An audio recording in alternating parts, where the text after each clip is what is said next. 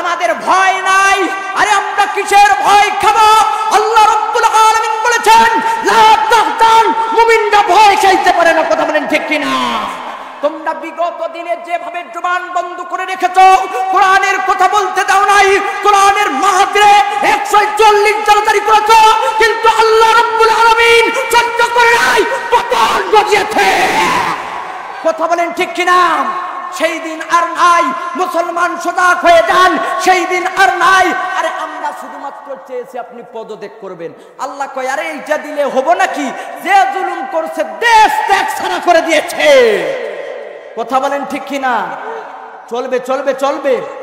আপনারা ভয় খাইতেছেন? কোনো ভয় আছে? বলেন কোনো ভয় আছে? আমরা ভয় খাইতে পারি না। কিসের ভয়?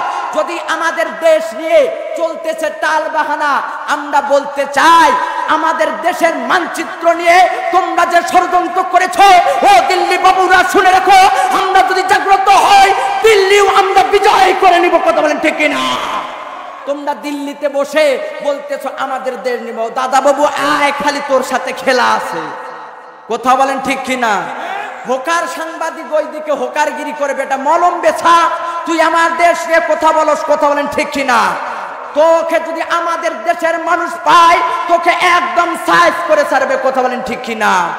মুসলমান ভাইরা শুধু তাই নয়, আপনারা জানেন আমরা এমন একটা সময় ছিলাম, পার করেছি, সেই সময় কথা বলতে পারি না। আমাদের প্রাণ প্রিয় মুফাসসির, কোরআনের পাখি আল্লামা সাইয়্যিদকে শহীদ করা হয়েছে। আজকে যেই মঞ্চে কথা বলেছি, কোরআনের পাখিটা কথা বলেছ, সেই মানুষটাকে শহীদ করেছে। আমরা বলতে চাই পাকা ময়দানে তাদের বিচার করতে হবে, বিচার করতে হবে। তাকবীর দিতে পারবেন না? কথা বলেন ঠিক কিনা? এজন্য সজাগ থাকতে হবে। আরে আমরা তো বলতে চাই আমাদেরকে যদি এদেশের উলামায়ে কেরাম আরেকবার ডাক দেয়, মাথায় কাফন বেঁধে রাজপথে যাব, তবু আমার দেশকে টালবাহানা করতে দিব না।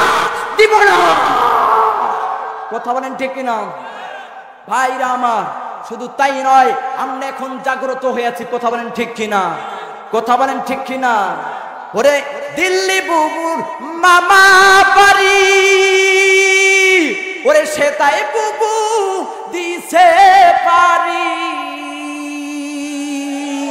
ওরে বীর জনতা জাগছে এবার, বীর জনতা জাগছে এবার, সবাই বুবুর ফাঁসি চায়। বুবু আমার নাই দেশে নাই, পালায়ে গেছে ইন্ডিয়া। কথা বলেন ঠিক কিনা? চলবে চলবে চলবে চলবে, বক্তা চলে। কথা বলেন ঠিক কিনা?